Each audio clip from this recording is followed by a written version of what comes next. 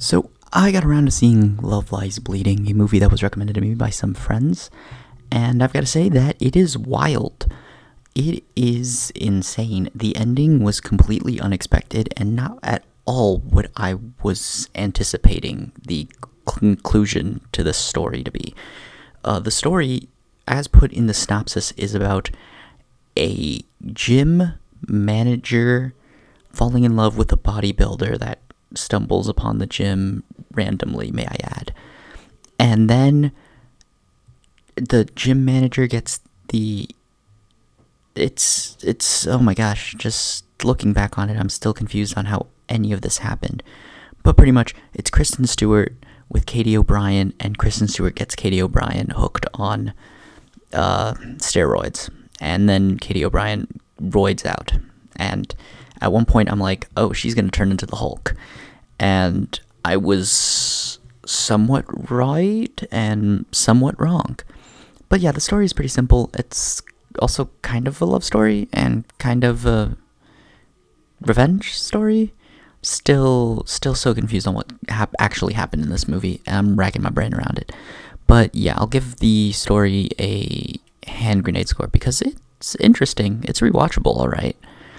Cinematics, I really like the late 80s, early 90s aesthetic. I was so confused on the time frame because the haircuts kept screaming 80s to me, but everything else kept screaming 90s to me. And then I realized it's 89, so a pretty good mixture of both. And I really like that aesthetic. I like the design of the sets, costumes. The music was pretty good.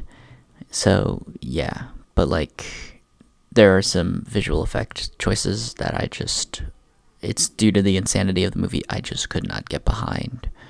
And yeah, but it was cool aesthetically and cinematically, so. But I'm giving it a Hot Pocket score just because there's one thing that really just was like, why did you do that instead of something else?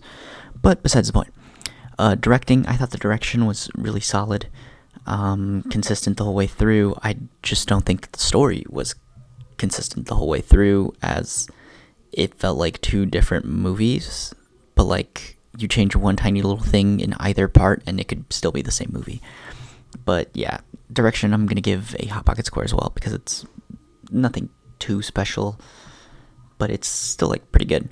Acting, I do think Katie O'Brien and Kristen Stewart do very good in their roles.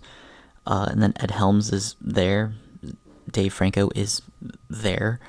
I was very shocked when I heard that voice because I'm just like, Dave Franco, you're here?